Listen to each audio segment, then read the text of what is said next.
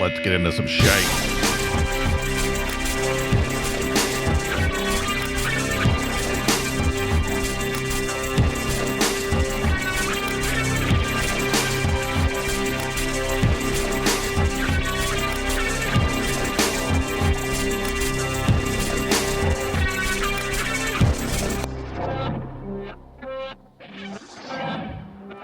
Hi, folks. Welcome to the Attitude Podcast. I am Rick. I almost didn't get in the let's get into the shite. I purposely was going to see how long I could wait before I did it. Because I'm always wondering, sometimes I say it and I feel like it's a little early, you know? And so this time it was a little late. But that's what you do. You got to experiment. Just a little bit. How you feeling out there, people? I'm feeling pretty good. We're getting to the end of summer. Kind of. Really, not really. But we got another month. I can hang on, I think. Another month of summer in Atlanta. I hope it's better where you are. This really, I guess I have to admit, wasn't the worst. June was horrible. June, terrible. Hot. Rest of the time hasn't been too bad, so I'm kind of okay with it. But I hope you're doing well out there in podcast land. I love hearing from people, just especially random people just say, when they comment on little things. And some people I haven't heard from a while. Cynthia, hi, how are you out there? Sent me a text the other day. And been a while since I heard from her. And people will do that. They'll listen to the show and then just like send a text and go, hey, and make a comment on something. She made a comment on my colonoscopy. Not everyone does that. Some people do. She has a special T-shirt that she wore for hers. I don't think they would have thought mine. I made colonoscopy jokes when I was there. And I think it's kind of like when you're cutting up with your waitress at a restaurant, you're making jokes. You think it's funny, but they hear it all the time, and they don't. But they have to act like that they do because they want you to leave a tip. And so you think you got a great audience. You think you're just really, really on fire with your jokes, but really they would like for you just to kind of get it over with and order, please. Probably the same with nurses. They probably hear all that, don't you think? But I'm counting down the days for the fall. I love it. Hey, guess what I found the other day? Now, some of this, it won't make sense to some people, but if you've been listening to the podcast for quite a while, you know what this is. You remember Life in a Kilt podcast? Long time ago, I found some Kilt of Horrors posters, and they were just like in a little box somewhere. I forgot I had them, and they're all autographed. So here's something I don't think I ever talked about we did, every year we would do the Kilt of Horrors, which was scary ghost stories, but it had to involve a kilt somehow. Now, if you go back and look at some of the horror stories that I've written, you're probably like, why is there always a kilt in this? Well, that's why, because I always had to somehow work a kilt into the stories. So they're scary, but maybe it might not be the main thing about the story, but a kilt somehow has to be involved. It did have to be involved. And so we did that every year. And then one year I got the idea. This is 2018. I got the idea of doing a live show, and I just thought it'd be kind of fun.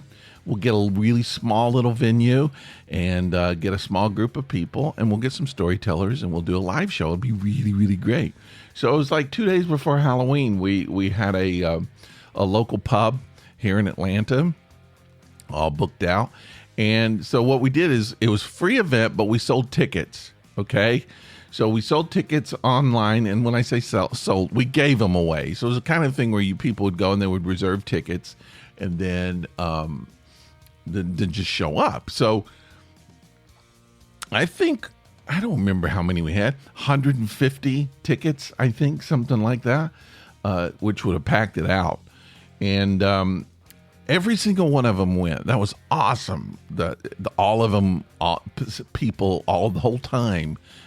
Every day we would see a little more go, a little more. And so I remember going to the venue. I was like, look, we're going to pack out. So this is going to be really awesome. So just be ready. And they were like, okay. So the night of the event, we had 4 storytellers there, and we for just randomly there was an ice storm.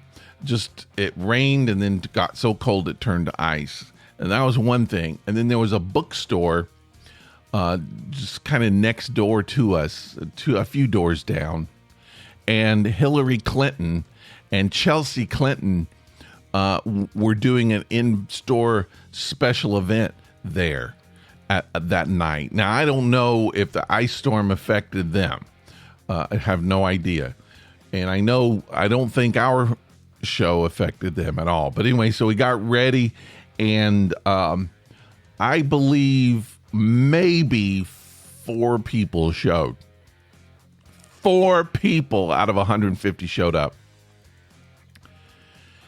I don't think there's ever been a time I've been more disappointed in any. I almost just walked away, left. I was done. I almost decided to quit the podcast. I almost decided to quit life after that. I really don't think I've ever been more crushed because I just thought I was prepared for this big thing. Oh, man. And I had to kind of be talked down off the ledge by people who were there.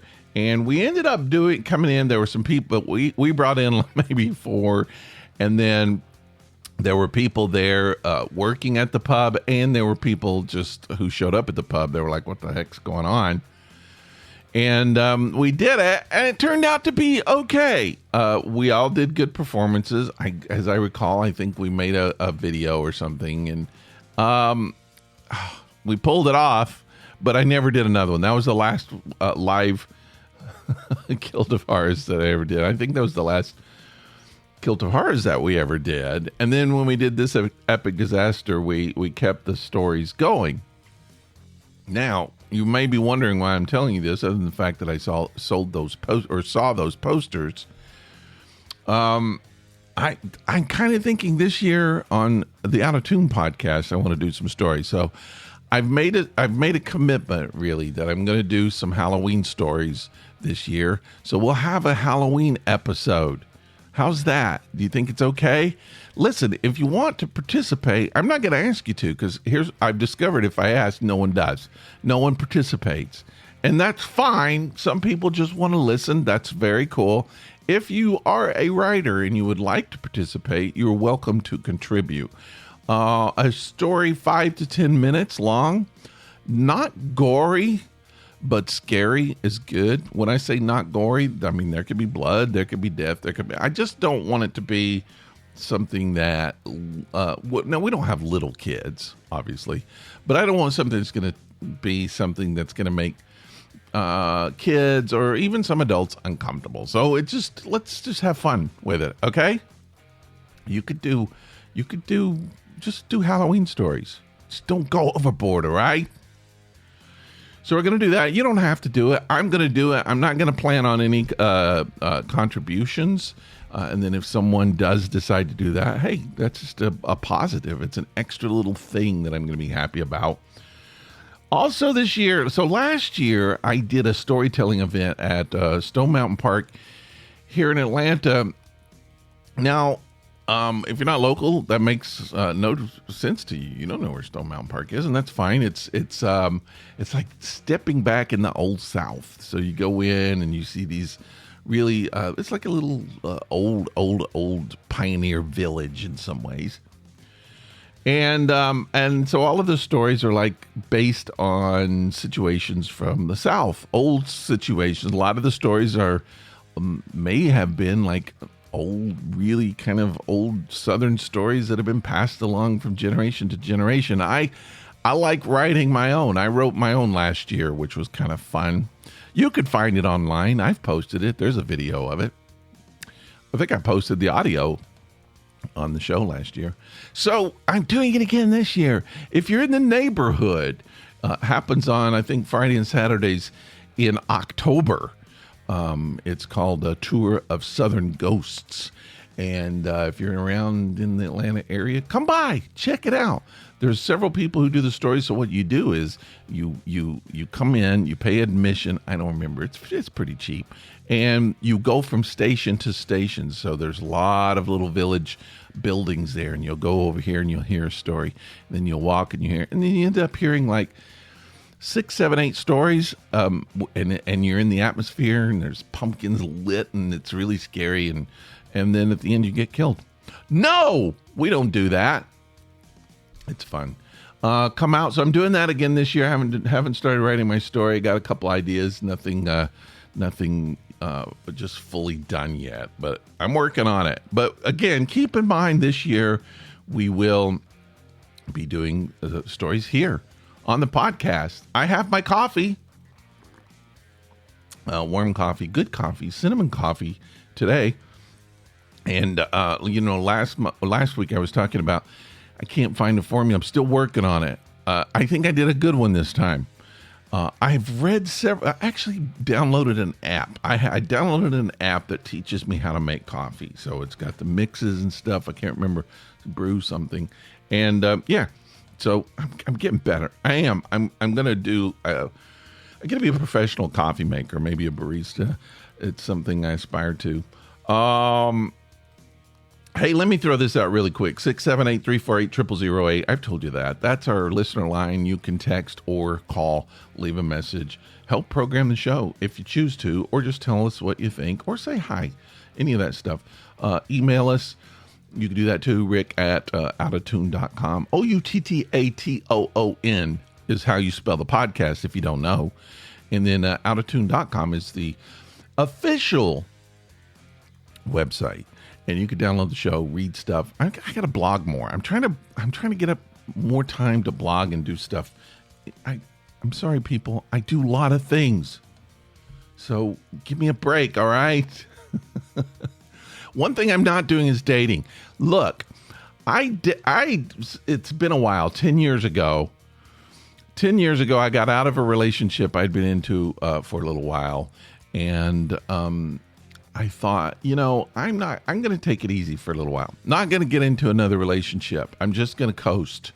I'm not a coaster. I tend to, I'm pretty monogamous dude. I don't like dating a lot of people. It's hard to keep track, and I just don't have that kind of skill to keep several people interested. And I don't know. I'm not a dude that's got to have lots of sex with lots of women. That's I won't say it hasn't interested me. Doesn't that interest most people? I don't have the energy to do that. I just don't want to do it. I prefer to kind of concentrate on one or a small group. That sounds weird.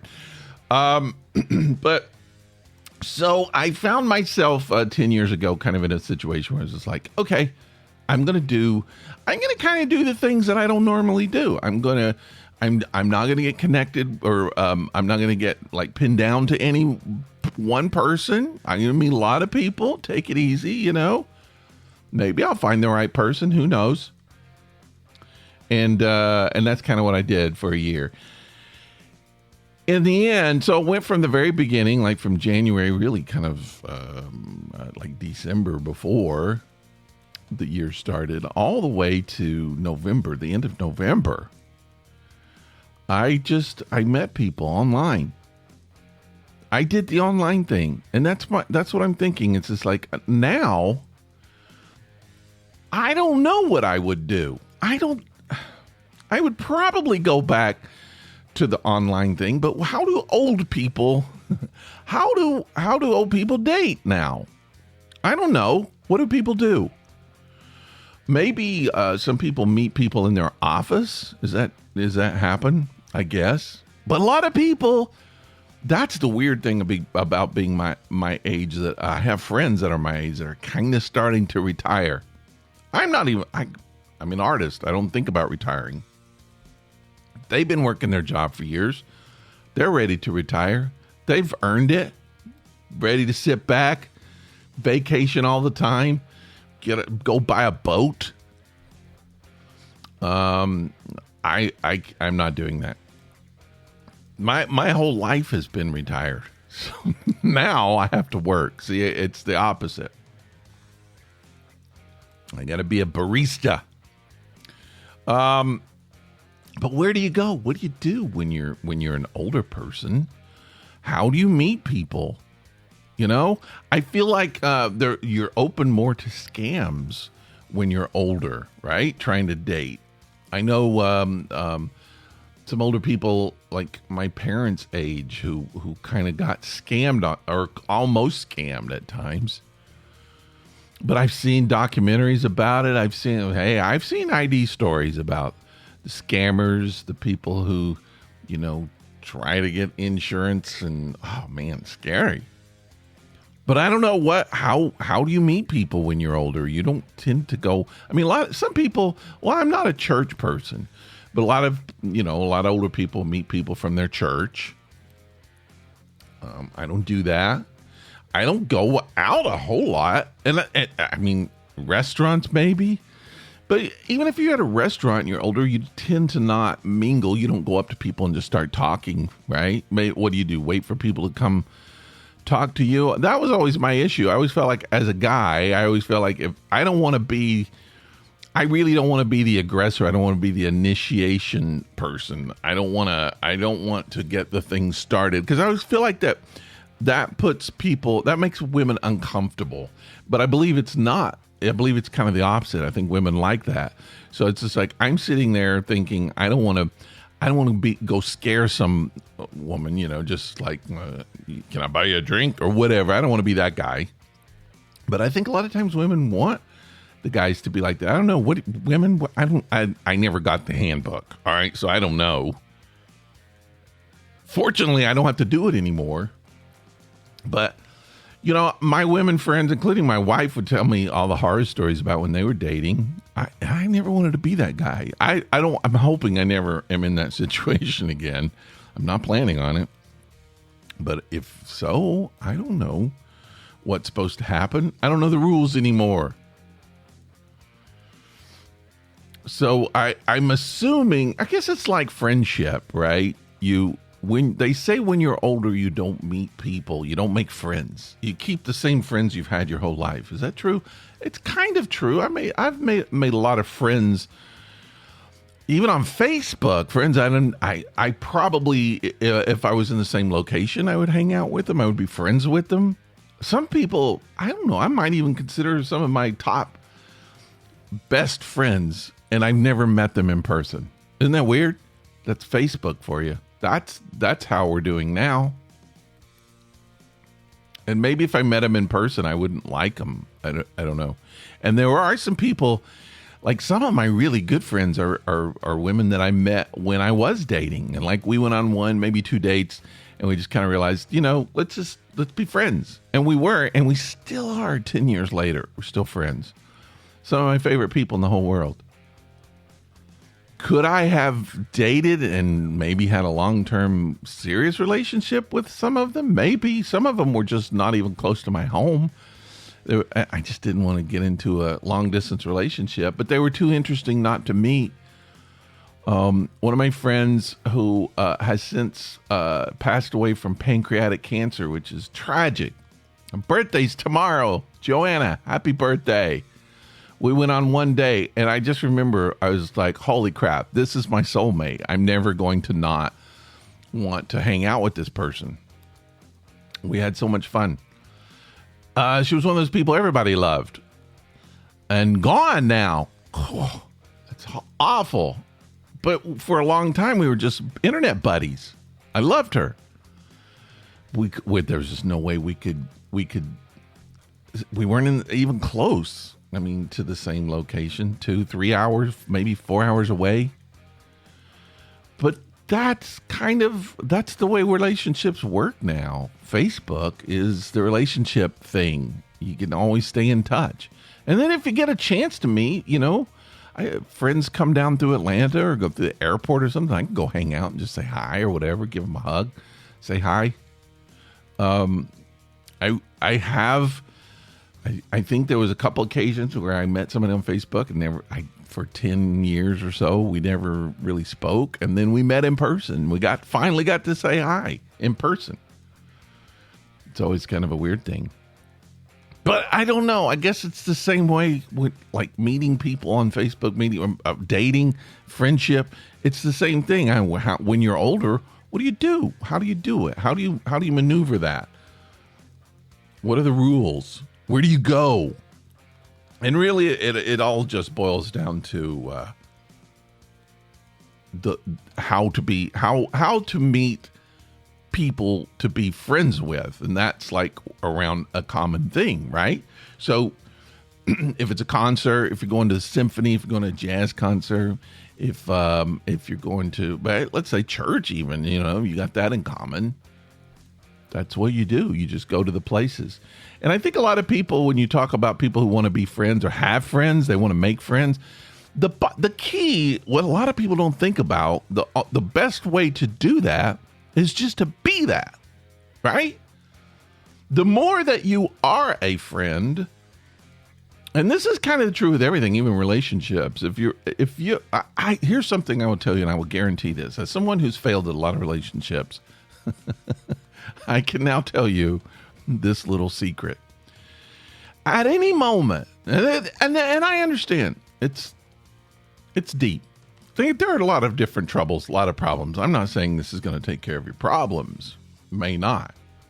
Let's just say you're in a stale relationship that things aren't really happening. And so what do? You start looking somewhere else, right? Get a little spice in your relationship. Meet somebody at work, meet somebody at the grocery store. It could happen. And then what do? It's like, this is exciting. That person could add a little spice to my life. Well, that's an option. That's what some people do, okay?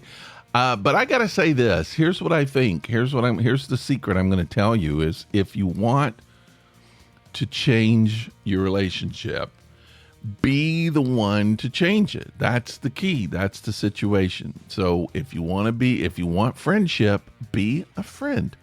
Just be a friend to complete strangers. Treat them like friends. When you're out somewhere, when you're at Starbucks and you meet someone, be a friend to that person. Hey, buy them a coffee. What's that to you? $6? Buy them a cup if you can.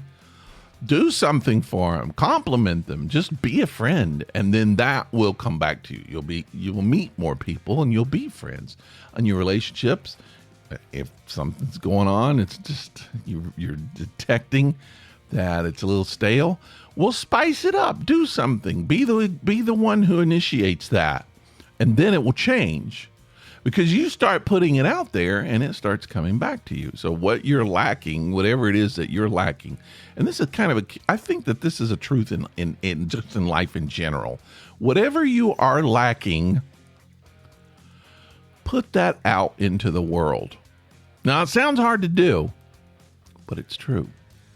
And I'm going to give you an example in just a second. But when you think about it spiritually, from a spiritual standpoint, that's what they say. Cast your bread on the water; it'll come back to you. Whatever. I don't know all the little things, that little spiritual sayings, but basically, it is put out what you want to get back. So and that's the concept, really, of tithing in church, right? For 10%, it's just like you are giving something, you're putting it out there and giving it, and that will come back to you. So, like when you see a panhandler, which I've seen quite a few here in Atlanta, if I got something, I'll try to give it to them. I don't care what they do with it. People say, oh, they're going to buy booze, they're going to buy drugs. Okay, maybe they need that. Let them go party. I don't care. What do I care? I got $2 in my pocket. I'll hand it to them. You put that out, and it will eventually start coming back in some form or another. Earlier this year, I really started late last year. I started getting into a financial crunch because I lost my gallery, had to close my gallery down. My options for employment are limited at my age, and plus I'm an artist, and where am I going to go? and apply for an artist job. So I found myself in a situation where it's just like, what the heck am I going to do?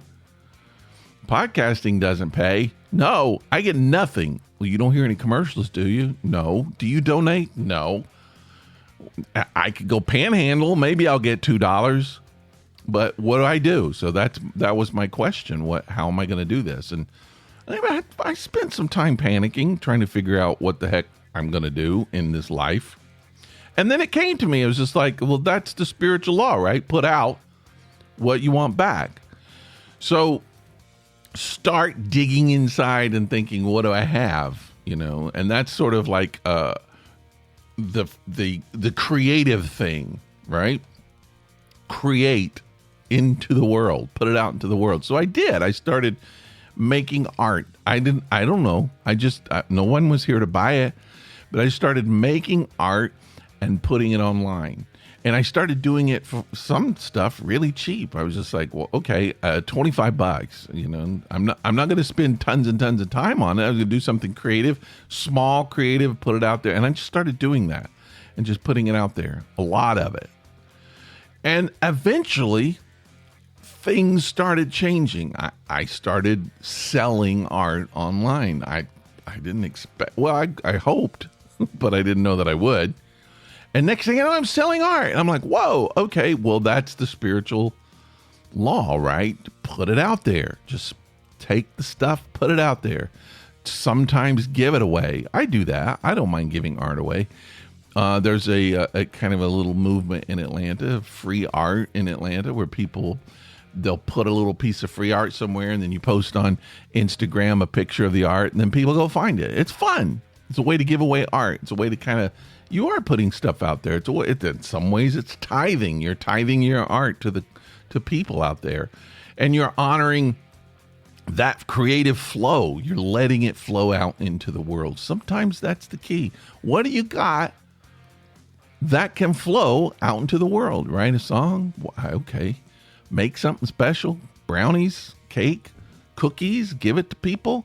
A little piece of art. Sure, why not?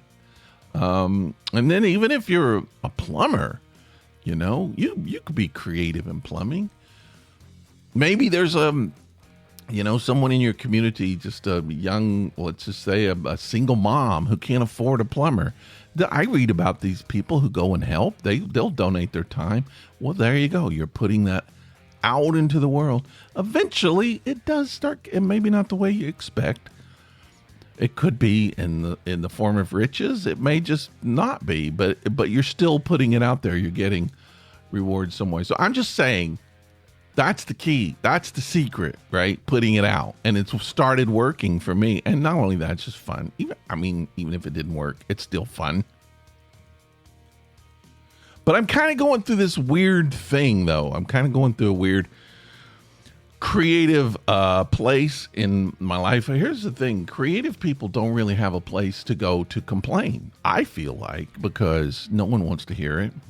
It's like, really, your job is to color with crayons, right?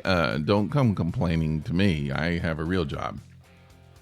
But when that is, when your job is as a creative person, it's what you do every day. You have issues. Things happen. You have creative blocks when you can't actually work or whatever. And where do you go to complain? No one wants to hear you, so you got to kind of keep it in. My wife has to listen to a lot of mine. It helps to go to other creative people, I think. Sometimes you'll get that. You'll get some support for other creative people. But we tend to just pull it inside. We just like don't talk about it. We just won't say anything. And I think that contributes to a lot of depression and a lot of emotional issues with creative people not talking about it. You got to find a place to talk about it. You got to find a place to open up about stuff. And so I've had this situation where I've had some issues. In some ways it's a creative block. In some ways I've had some problems with motivation. I've had a problem. I don't know if I would say judging, but maybe judging some of my art. Sometimes I just look at something and I go, why even do it? And I'll be honest, I've had that issue with the podcast. It's been a problem. Had some time off from the podcast for a while. That was an issue I struggled with. And I struggle with it in some ways every week. I'm just like, I don't really have anything interesting to say. You know that because you listen to the show. But it can paralyze you. It can keep you from actually doing anything, you know? And I struggle with that. I'm just like, no one wants to hear that. No, I got a list of things to talk about. It's not interesting. No one wants to hear about it. And so you keep putting that into your head. Eventually, I don't want to do it. I don't do anything. I start questioning whether the podcast even has a purpose. Whether I have a purpose as an artist. I can't make art. Who cares? If I don't do something, someone's going to buy it from somebody else. Why do I even need to be in the mix? The answer, of course, is that no one's going to do what I do. Not everybody wants what I do. No, not everybody wants to listen to this podcast. Hey, I get that.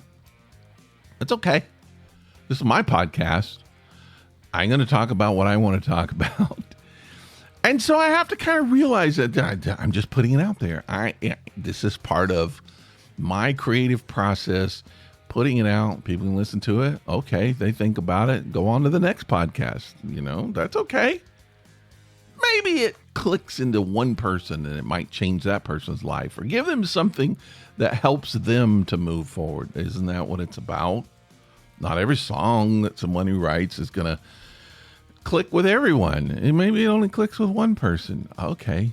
You know, I saw a documentary about Nickelback, the band Nickelback. I didn't know that much about Nickelback. I'm not a big fan of Nickelback, but they're like one of these bands everybody wants to kind of make fun of and hate. And I think they just said, let's introduce ourselves to people who don't know who we are. It was kind of fun. I didn't become a Nickelback fan at the end, but I got to a point where I kind of admired what they do. I got to know that they're creative people. They have a creative process. They're not little robots, you know. They work hard, really hard, really. But you start finding out what their story is, and they become human beings, and it's not as easy to make fun of them anymore. And you know what? They're okay with it. They're like, you know, we know what people are saying. But when you dig into it and you find out they're creative guys, they work hard. They, you know, if you like their music, if you like their sound, if you like that style, they got rabid fans. They're one of the top selling bands of all time. You don't get that from being bad. That may not be your taste. This podcast may not be your taste. But that's part of the creative thing, just putting it out. And when you get to that point where you feel burnout, you feel dead inside, you feel blocked, it helps just to kind of chat with someone.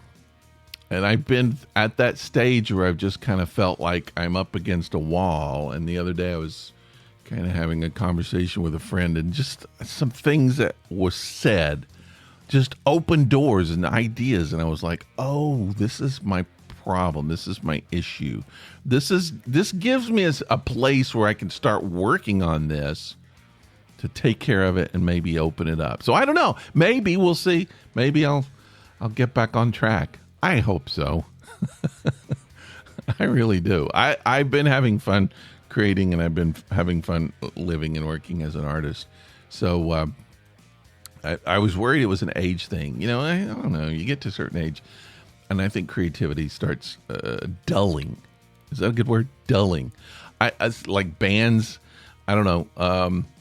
Bands that seemed to be very prolific when they were younger and did stuff everything that they did just seemed like art, you know, the lyrics and the music, everything was just wonderful. And now you listen to them, it's like, okay, it just seems like you're sort of rehashing the same stuff. I've seen it with like stand-up comics and movie makers, musicians. So it just kind of seems like once you get to a certain age, you're rehashing. And I just didn't want to be that as an artist. I don't want to rehash. I want to be creative. And I started feeling like that's what I'm doing with my art. Am I doing that with my podcast? So do I just want to go in? Do I want to read some news? Do I want to talk about this? Do I want to do this? And then just go stop? I don't want to do that. I don't want to be that kind of person.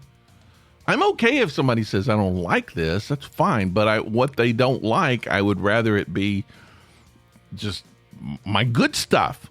They don't like my good stuff. I don't think my wife likes my good stuff. I want to be able to put out quality stuff. And then people can go, that's not for me. And okay, that's fine. Have I said enough? I think I have. I think I'm okay. Hey, I do want to thank you for listening, hanging out with me. I try to do this every week. I did have a Monday schedule. I'm going to get back on it, I swear. But sometimes on Monday, something happens, or like, I can't make excuses. I got to tell you. So I've had. This is just what I was talking about. I'm gonna reveal some struggle with you. Is that okay? Can I reveal some struggle? It won't turn you off from the podcast. I've just been like, I'm out of ideas. I've talked about everything I want to talk about on the podcast. I know that's not true, but I just feel that. I'm just like, and so I started kind of like looking at some stuff. It's like, why have I really drained the idea pile? I can't go to the well anymore and pull out some ideas. And one of the things that just like, what are you doing? How are you seriously getting into that creative spot where the ideas flow, or are you just giving up? And I realized, well, I'm kind of just giving up. I haven't really sat down and like got to that kind of meditative, quiet space where creative ideas start to flow, take notes, I really haven't been doing that. I've just kind of been saying I don't have ideas and then giving up. That's what I've been doing. So I last week made an effort, sat down, and the ideas started flowing. I got today's little list, put it together. But then, and this is weird because this is the big thing that I'm struggling with right now, the motivation. I don't know what that is. It's just like I have no motivation to actually do it. And that's what I've been worried about the age thing. I'm just like, have I got to a point? I don't know. I've kind of separated myself from caring. Is that an age thing? Is it a spiritual thing? I've gotten so Buddhist that I've just really kind of pulled myself out of the experience and just been like, whatever. I don't care. I hope that's not it. I really do. But I had my list on Monday. I had my list on Tuesday. I had my list on Wednesday. I had my list on Thursday. And every single day, I could not motivate myself to get behind the mic and do it. I don't know why.